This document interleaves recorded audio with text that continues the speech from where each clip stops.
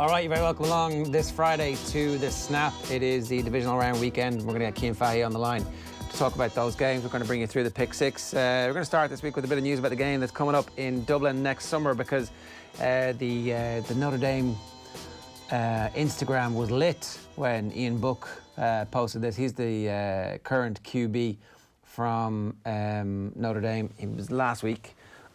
He was out talking about whether or not he was going to come back. It was a New Year's present to everybody, liked by Mike McGlinchey, who of course is the starting right tackle for the San Francisco 49ers. We're going to talk a bit about that a little bit later on. Those of you who are observant will notice what's in the top right hand corner. What does it say? You see it there? What does it say, Ronan? Top right hand corner, Ian Book, follow. Where's the location? Dublin, Ireland. Dublin, Ireland. He wasn't in Dublin, Ireland. He's coming to Dublin, Ireland. See what he did? Nice. See you in 2020. Go Irish. He's the QB. He's coming back. Who's the draft analyst from NFL? It's not Bucky Brooks. It's the other one. Daniel Jeremiah. Oh, yeah. Says he's the 11th best QB in college this year. So he comes back. Hopefully he cracks the top 5 and has a good career. So apparently they're returning most of their offensive line. So you would expect that to be a really good team next year, and he's going to break all sorts of records. American football on off the ball brought to you in association with the Aer Lingus College Football Classic. Navy versus Notre Dame at the Aviva Stadium on the 29th of August. Check out collegefooballireland.com for game tickets and more. I know you can sign up now for the pre-sales, which are going to happen in a couple of months' time. They also sent us in this, right, which is the reason I've got a line in my forehead, because I was modelling it. It's the helmet. I have to say, I had a lot of sympathy for Myles Garrett when the incident happened. Oh, yeah. Right? Did you? Yeah, totally. Yeah, absolutely. Yeah, because I'm always on the side of the aggressor in these things, like Cantona or whatever. Just hold that. When you hold... If this is the same weight of helmet that Myles Garrett was beating the head off whoever it was, I have less sympathy now. If it's really bloody heavy. I'd say it might even be heavier, the NFL-style ones, but yeah. I'm not sure. Cian Fahey, good morning to you. Good evening to you. How are you? Please put that helmet back on like you had it on when I originally came on. I had it on, yeah. I want people to see how big this is compared to you. I want you to... The helmet's big. Okay, it's going to kill my earphones here, but the thing about this is that it's actually so heavy, it kind of weighs your head down. Yeah, well, I was just saying to JP beforehand that we have to remember NFL players are like 6'3", 6'4", and 250 pounds or 18 stone, whatever that is over here. So I don't think that's probably a fair weight for you to be lifting on your head compared to them. I'm a wiener, you're saying, and they're full-time professional athletes, which is obviously quite a different thing. Right, let's get into it.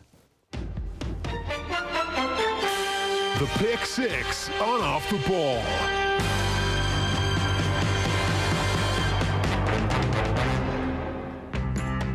I like these this week. As in the wordplay or the topics? Yeah. Well, all of them.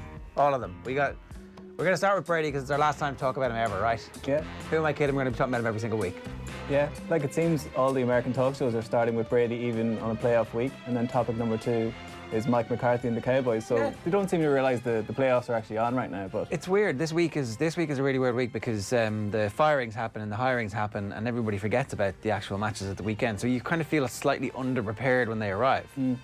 But we should talk about Brady. We'll get into the Titans later, which, in my opinion, they were the story of the weekend. But Brady, his Instagram posts sort of tugging at the heartstrings, and whose heartstrings? Everybody's. But who specifically was that aimed at? There was a lot of past tense in the first couple of paragraphs, as in, I've had a great time here, thanks for the memory sort of vibe. But then towards the end, you're kind of left thinking, does he want to go back? Is this all leverage to try and get some more weapons next season? I think the only landing spot that makes sense is the LA Chargers, where it's not even from a playing point of view, they just need to get bums on seats, and he's sort of a marketable guy that could land in LA and draw people in, because otherwise... But what makes sense for him? Like, short of staying with the Patriots, and from a playing point of view, I can't see any team that Brady necessarily improves all that much. The Colts? The Colts were the other ones that there's been a slight rumbling in the background and some kind of... Well, from a playing point of view, that would be ideal for him because their offensive line is so good. And he'll get protected. So what do you think? And also they do have some weapons, and this draft is the best draft of all time. But do they need Brady though? Like, he's better than Jacoby Brissett, right? I think Brissett's pretty good if they can keep... Like, he was injured for most of the season. They seem to rally behind him. like the Andrew Luck thing really came into focus. If he had been fit this year, they probably could have made a bit of a play. Yeah, he's not coming back either. What do you make of all this, Cian? I like the way Ronan snuck in there that he thinks the Titans were the story of the weekend, as if he's not the one who chose this Brady headline to start off with. I don't really see the point of anyone signing Brady. Like, someone's going to sign him, but you're going to have to pay him big money because he wants big money. That's clear at this point, because he's either letting all these leaks come out because he's leveraging it against the Patriots. He's not going to take that cut deal anymore, or he wants to go somewhere else, which means he won't be taking cut money anyway. The Colts has an idea. I don't think that makes sense, because I think Brissett is a good enough player to start. I think he's shown that he's good enough to be a good starter. He's also locked into a contract. They extended him after Andrew Luck retired at the end of last offseason. Very little though. It's something like 20 million over 2 seasons, and most of it was top end. So you could actually, and he'd be perfect. That's backup. A positive though. That's a positive for the Colts though, because they need to improve that roster. You can talk about the offensive line, but the wide receivers there are extremely limited. The defense still needs to be upgraded quite a bit as well. If you're committing 30 million or 40 million to Brady, that doesn't make you a better team. The real issue with Brady is, it's not the money. He's not playing well, and he's not at a point in his career where he's going to turn around and play any better. Obviously the arm there is an issue. His arm has declined. He's missing throws. Like, I'm going to show his snaps right now for an article I'm going to put on Off the Ball over the coming weeks, next week at some point. But you're going through his throws, and he's missing simple throws. He's missing routine plays. He's misreading coverages. He's doing all the mistakes he never did. He built a career on making simple throws, and everyone would get really annoyed because what he did wasn't spectacular. But now he's not even making the unspectacular plays. And the other part of this is, when a quarterback declines, it's not just his arm. It's his legs, it's his physical ability to move. So Brady's very slow now going through his progression and getting from receiver to receiver. I was just going through a play against the Eagles where Julian Edelman is wide open on the back end of a play. Normally, Brady looks at his first option on the front side of the play, on the left side of the field, knows if it's covered, goes straight to Edelman on the backside, and he flings the ball to a wide open receiver, and everyone's going, how come he's wide open?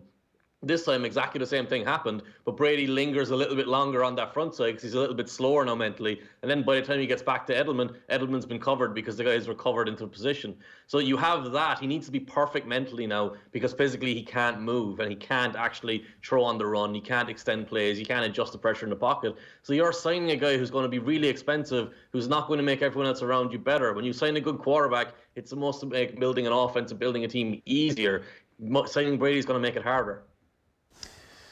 Yeah, okay. I see the point of the LA thing. It's Hollywood. You sell tickets. They've got a new stadium. There's a couple of years. The receiving core there is excellent. Their offensive line isn't great, so you can upgrade that. I also think the money's not that much of an issue, really, when the cap keeps going up by 10 million every year. And I think sometimes we get stuck in this whole, people can't afford it. But I hear this all the time, but the players know the cap is going up too. Brady knows the cap is going up too. He knows he's going to be able to get 40 million. Like, there's a reason Dak Prescott turned down 35 million this offseason or whatever it is. He knows his value moving forward is higher than it's ever been, and that's why quarterback contracts keep getting reset and keep getting the highest paid player in history every single time one signs one. Like the Chargers, for example, underachieved this year with Phillip Rivers, so he's probably done as well. And such as the talent on that squad, that they didn't do that badly. They're never going to be picking so high that they're going to draft an unbelievable quarterback, but the quarterback classes in the next 2 years are going to be pretty good all the way down. So they're going to pick somebody up that can sit behind Brady and learn. So I think it's definitely, like, it makes total sense. I think he wants to stay in New England. He does. He wants to stay, and Robert Kraft wants him to stay. But there's like 1/3 part of this love triangle. Belichick would love him to go. Stinking the bed and going, no. And so there's going to be this weird power struggle where the greatest coach of all time is up against the QB who delivered 6 Super Bowls to the owner, who really needs not to have any more controversy follow him around. So what's going to happen? What, like, a virtual $1 million here, Cian. You've got one final destination for him. Where's it going to be? I think he stays in New England. I think one of the issues lingering over this is the potential fine and draft pick suspension that's going to come from the recent taping of the Cincinnati Bengals, which tells you how far the Patriots have fallen, that they were taping the worst team in the league last year. But they might lose their first round pick from that, which is a big issue if you're going to try and bring in a new quarterback.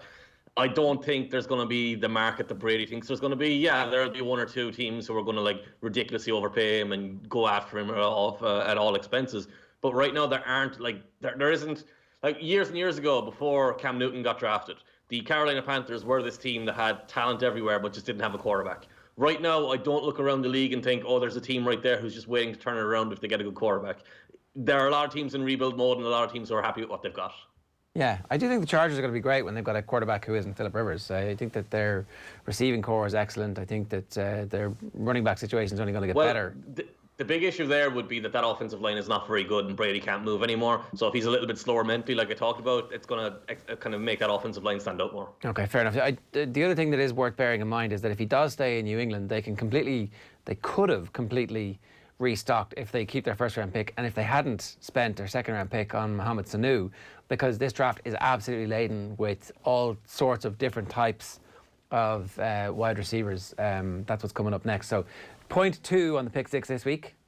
Joe Judge is the new head coach of the New York Football Giants, and JP loves it. He's laughing his head off. Well, I laughed out loud at the appointment during the week when I read this. I was like, what? I didn't even see him being linked with this job, and then all of a sudden, I found it funny enough that Jason Garrett was being linked with it. Well, that was ridiculous. Now all of a sudden, this guy's got it. The wide receiver coach of the New England Patriots. Special teams coordinator. Not a great year to be the wide receivers coach for New England. No, but that's the beeline. His real job was special teams coordinator, and they were always brilliant at special teams. Yeah, but that's Belichick's speciality. Come on, that's Belichick. He's like. Isn't that a good thing? You've learned from the greatest coach of all time his speciality, no? I've heard of a coaching tree, but Jared, this is like a leaf off the tree. This does not count as, learning by osmosis. Hang on a second. What's the team gear you're wearing at the moment? Baltimore. Yeah. Who was the last coach to come from a special? It's very true. It's a fair point, but I think there's special sauce with John Harbaugh. I haven't been quite bowled over by Joe Judge's initial dalliances with the media, so I don't know. What do you think of the appointment? I don't know. I think the problem is at the New York Giants, they've kept the guy in charge who has made all the bad decisions over the last couple of years in Dave Gettleman. And American football is this really weird thing for people who are kind of just getting into it. There's the GM and there's the manager, the head coach in most organizations, except the Patriots, really. And the general manager tends to hire the head coach and is in charge, picks all the players, picks the coach. And the coach then has to do with what those resources he can.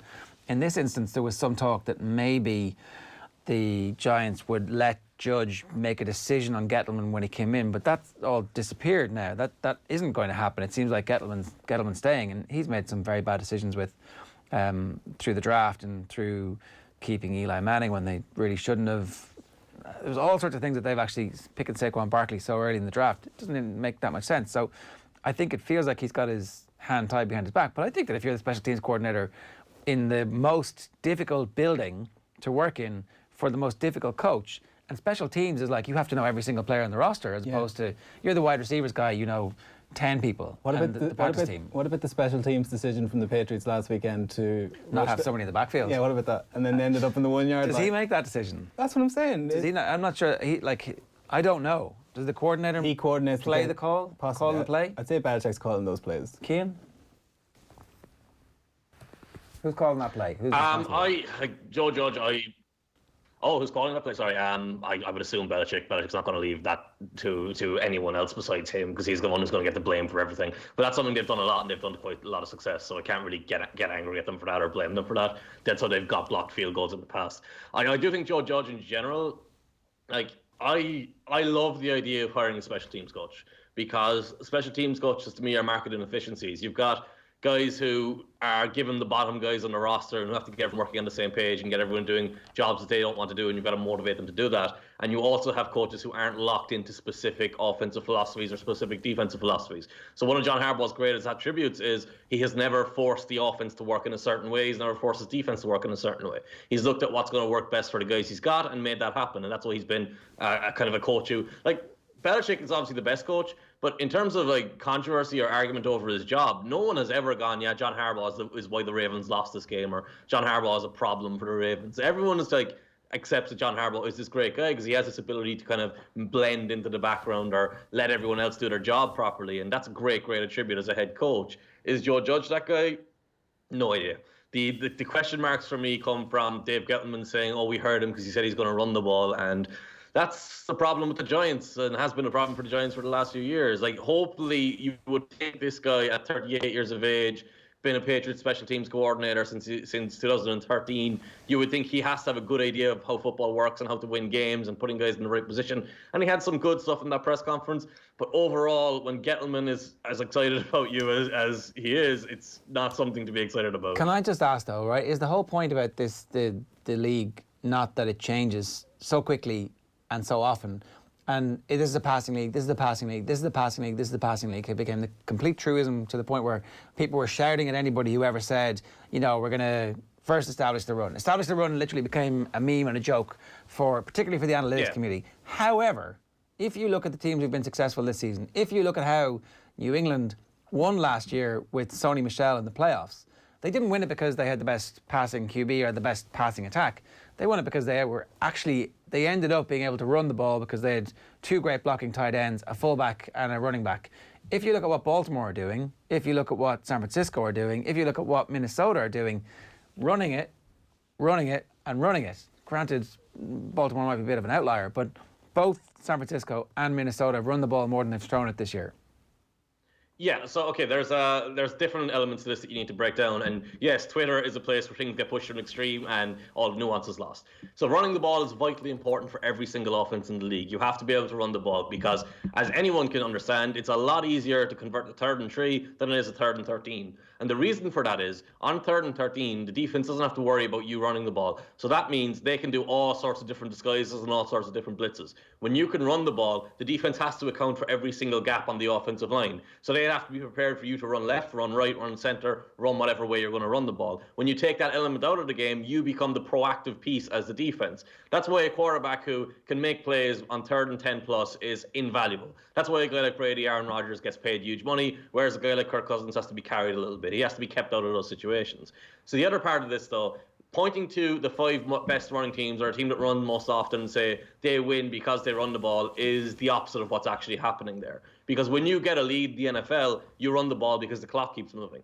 So when Gettleman comes along and says, people call this a passing league, but what's actually happening, if you look at the 5 best rushing teams, they're in the playoffs, and the 5 teams that pass most often aren't. Yeah, that's because one team is playing from behind at the end, they're losing, and the other team is playing with the ball, so they're running. Like, the Ravens don't have to pass the ball in 4th quarters a lot of the time this year because they have a 20-point lead. So the idea here has to be understood that adapting to what's happening at the time is very important. Being able to run the ball is very important. But being able to run the ball is not a philosophy. Being able to run the ball is not the starting point of building a football team. It's an element of your offense. It's an element of what you can do, but it's not the be-all and end-all the way Gettleman has it. And the way Gettleman talks about it is we have to out-tough our opponent. We have to be the bigger man, and that's just not really what it is. All right, let's move on, because we have loads of time to talk about the other coaching hires this year. Captain Kirk. Yeah, you like that, Jer? I do. He delivered.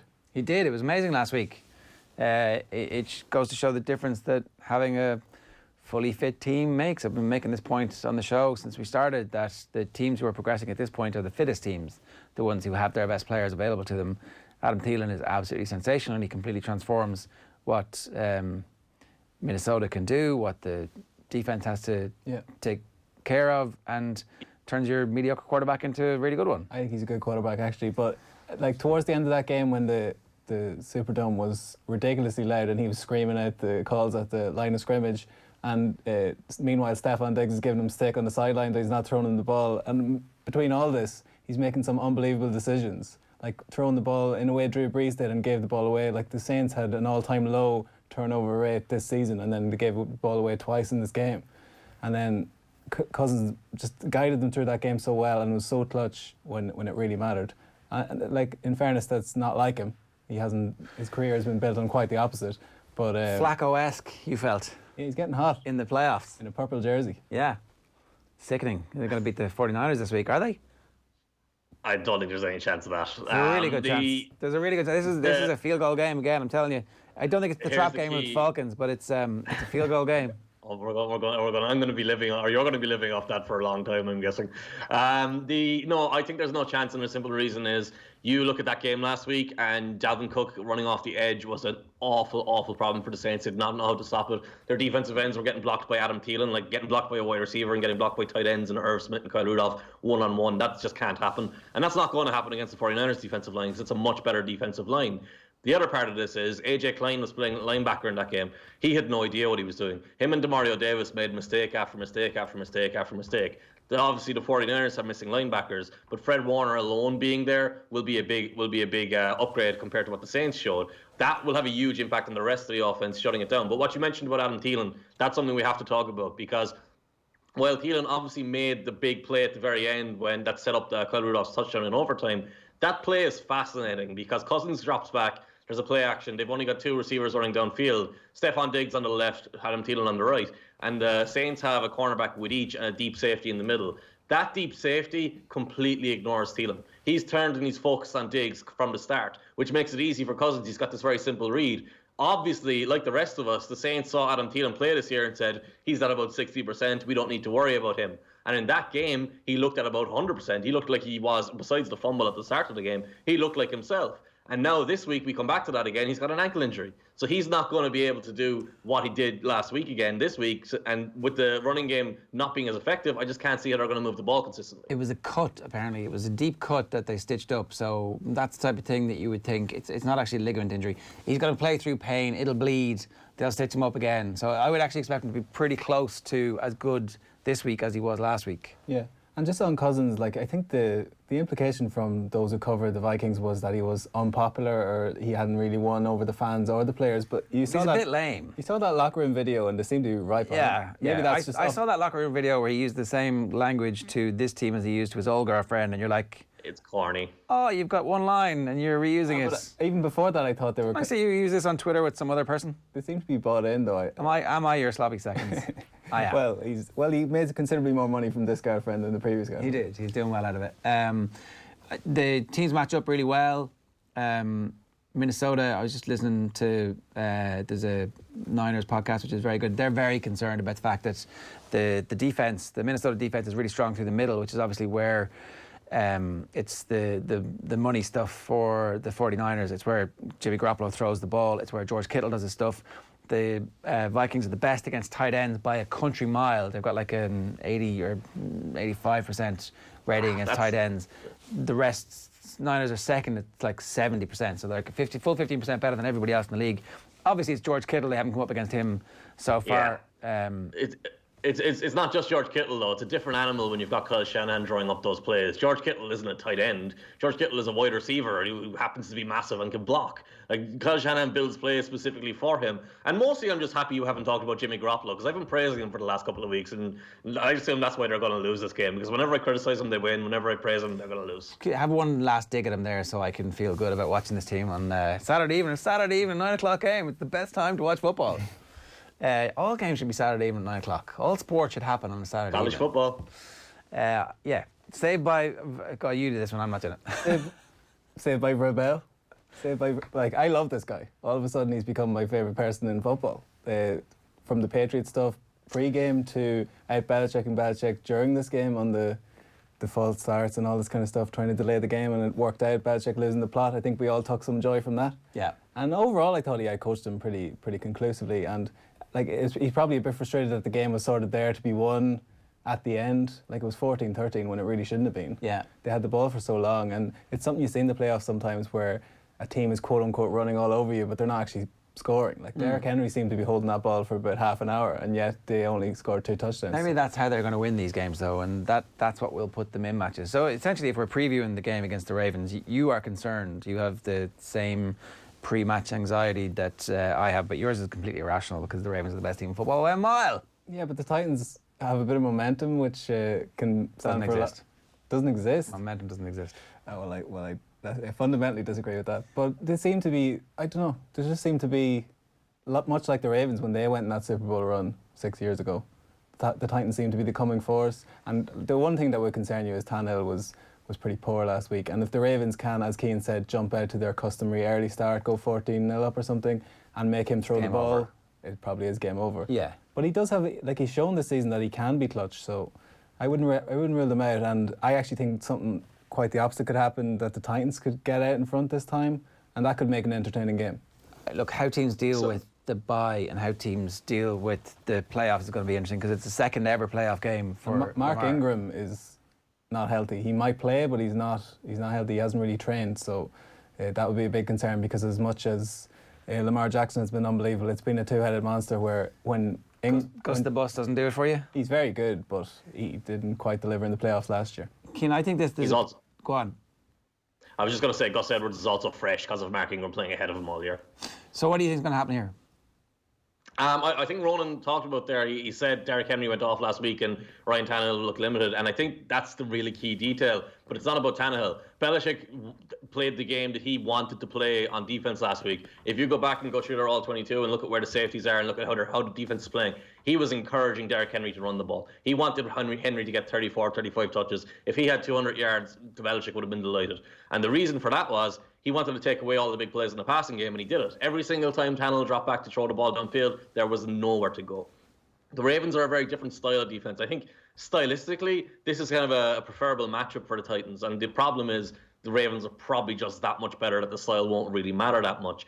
But I do think, like, moving forward into this game, the big question mark is more about the other side of the ball, where if you can get the little bit of rust with Lamar, a little bit of rust with the passing game on the Ravens early in the game, that'll give the Titans an opportunity. Without that, I think it's going to be a blowout. I don't think the Titans have the quality to stop them. And one of the key details from that Henry performance in the last 2 weeks, in week 7, he didn't play in week 16 in the regular season. In week 17, he had 34 carries, I think, or 34 touches, and then last week he had 32. For as big and strong as Derrick Henry is, carrying the ball 30-plus times 3 weeks in a row against NFL defenders is not a good strategy. It's not something that's going to be effective. He looked tired in that game. He got worse as the game went on, I felt. And I don't think they're going to have enough offensively to counter the right game plan from the Ravens. The only thing is, the Ravens might not be as willing to adjust, because defensively, Wink Martindale all season has wanted to go all-out blitz and go all-out aggressive and go crazy. That's not what they should do in this game. Okay, it will be interesting to see, because they have blitzed more than anybody else in the league. Number 5. DeShaun of the dead. There's an errant H in DeShaun there, people might spot. But DeShaun, after being 16-0 down, I would have spotted it. You would have got away with it. Go on. Whatever, 16-0 down or whatever it was, and came back motoring in the final quarter there. And that play, which has done the rounds now, it's going to be hard beaten as the play of the playoffs. Like, how he managed to stand up, it's almost as if he was knocked back into his equilibrium by the second tackle, managed to stay up and deliver that pass. Play of the new decade, I'm calling it. Yeah. Is this Houston, Texas decade? We'll see. But I don't know. Like, I think that it was their one playoff win for this season. I can't see them doing anything this weekend necessarily. Yeah, I think DeShaun Watson is absolutely amazing, and there's still no definitive news on Will Fuller, another genuine game-time decision. But Will Fuller has the possibility of changing this offense the same way Adam Thielen does. So, what do you make of this one, Cian? Will Fuller will change that offense more than Adam Thielen does, because that, like, as good as Kenny Stills is, no one can replicate Will Fuller's ability to get downfield in such a hurry that it stresses the defense completely and pulls the coverage apart, so Watson has wide open throws. I mean, like, what can you say about that performance last week? He was incredible. Like, to me, like, I've been known as someone who hates on DeShaun Watson, but it's not really that. I haven't seen huge consistency from him. I haven't seen him in the drop-back passing game kind of carrying an offense the way he has. And in that game, he was just undeniable. And the problem is, the rest of the Texans team was awful. And they were going against the Buffalo Bills, which is fine, you can get away with, because Josh Allen doesn't know what he's doing. Now you have to try and play against Patrick Mahomes in Kansas City. And yes, the Texans beat them. Yes, the Texans beat them in the regular season, but that was at a completely different point of the season for both teams. Their injuries, their performances since then, they've gone in completely different directions. And I feel like the Chiefs, they're really underrated. I think the Chiefs right now, like, they obviously beat the Ravens in the regular season. They've kind of gone under the radar because of Mahomes' injury and because of the rise of the Ravens. But I think the Ravens will be kind of hoping that the Texans can upset the Chiefs again. But I think we're kind of blessed to get to watch Mahomes, we get to watch Watson. I think the Chiefs will win easily, but it should be a great game anyway. I think the other thing about the Chiefs is that their defense has come on really strong in the last 4 weeks, which is, again, everybody's like, oh, they play crap teams. And they did play crap teams, fair enough, but, like, you hold a team to 3 points, another to 9. Yeah. It's still an NFL offense at the end of the season who are trying to put up numbers to win contracts, to, do stuff. And they've got good at precisely the right time. I don't know if it's a huge element, but what I have noticed is that the Chiefs have shortened their passing game a lot more, because teams have just decided to not let Mahomes score 70-yard touchdowns anymore, because he used to be throwing the home run ball all the time, which was amazing for neutral fans to watch, but teams have cottoned on to that now and stopped. So it's a lot more short passing, intermediate passing, which means the defence gets a little bit more time to rest, because Mahomes doesn't just walk on there and score immediately. So that's a little thing to keep an eye on. Number 6 is Tyrann Mathieu Tyrann Mathieu, we should note, like you said, because the defense has upgraded over recent weeks, he's been outstanding. And a key detail, he was in Houston last week. So that DeShaun Watson play, where we talked about where he gets hit twice, Watson talked about it afterwards and said Kevin Johnson, who was the cornerback outside, when they went to a certain look, Kevin Johnson knew the route. So he jumped the route, and that's how he knew that, or that's why DeShaun Watson had to hold the ball. So Mathieu is going to be was in Houston for 1 year, 2 years, whatever it was. 1 year, yeah. But he's a lot smarter of a player. He will probably know an awful lot of what the Texans want to do. Number 6 on our pick 6 is least mode, which is obviously narrative driven here. I don't know. I mean, these are the most dangerous team left in it, I think, because they could actually explode from here. This is more about Marshawn Lynch, who I love, but seven carries, or 7 yards from 6 carries last week. Granted, one of them was a touchdown, but I think what he's bringing to the outfit is more spiritual than practical. Can I just point out that all the Seahawks had to do was get him on the field to do the exact same jump that he'd done 5 minutes previously, and they would have beaten San Francisco. They would have had the week off. Everybody will be talking about his 2 amazing goal line touchdowns. What a great comeback. What a brilliant decision by Pete Carroll to get him back in the building. Like, we were literally just a time management bullshit situation away from that. And I think somebody came off the field who wasn't supposed to, one of the tackles or one of the guards. Oh, is this when they got the penalty? Yeah. Oh, yeah. Yeah. But he was literally just about to do exactly the same run and jump. And it's like, 2 touchdowns and redemption for that team. They would have had the week off. I think they're incredibly dangerous. I would just like to congratulate you for talking about not giving the ball to Marshawn Lynch at the goal line without mentioning that Super Bowl. Well, I mean, we all know it was hanging over there. You know, you don't always need to. Well, I would like to say this is Marshawn Lynch. Please show some respect and say he had a touchdown on 7 carries. We won't talk about how many yards. That does not matter. But I actually, they're a popular upset pick this week against the Packers. I can't really see it. I think going into Green Bay is a major challenge for them. They were not impressive against the Eagles last week. Like, that's Josh McCown came on, and look, as much as they criticize Carson Wentz, Josh McCown is awful. Like, Josh McCown is nowhere near Carson Wentz. And it felt like the Seahawks needed that, and it needed DK Metcalf to have his best game of the season to overcome them. So I can't see them going into Green Bay, for as much as Green Bay has struggled this year, and as much as I've called them the worst 13-3 team I've ever seen. They've still got Aaron Jones, they've still got Aaron Rodgers, they've still got enough talent overall with Devontae Adams and that defense to beat the Seahawks, I think. And Seahawks, who typically were the ultimate home team, no one's won more away games than them this season, so they're gonna fancy their chances. Green Bay have flattered to deceive a bit, but it's so tough to win there. I would favour them. Yeah, as well. Green Bay obviously smacked down the Vikings, but it kind of felt like the Vikings were almost limping into the playoffs, knowing exactly that they'd already made it to the playoffs, and so there was no point in showing their hand for those weeks. So it feels to me like the Vikings have been timing their run in a way that very few other teams have. I think that there's room for a couple of upsets. I think the Vikings are most likely to upset. I think that the Seahawks are second most likely to upset. It sounds to me like, Cian, though, you're picking 4 favourites. Yeah, I've gone with all 4 favourites, all 4 home teams, I guess. That's the way the games have panned out. I think over the course of the year, my expectations for each team has changed, and I think you're hitting a point now. Yeah, you can say the Vikings are playing well, but I think the 49ers, I think they peaked in the sense that Jimmy Garoppolo's gotten better, and that's the more important thing to me than the overall health of the team right now, because I think they're healthy enough that they will win that game with him. I just think Russell Wilson will be out-dueled, I guess, by Aaron Rodgers. I hate that kind of narrative of quarterback versus quarterback, but that's the way that game felt, and the other 2 are kind of straightforward, really.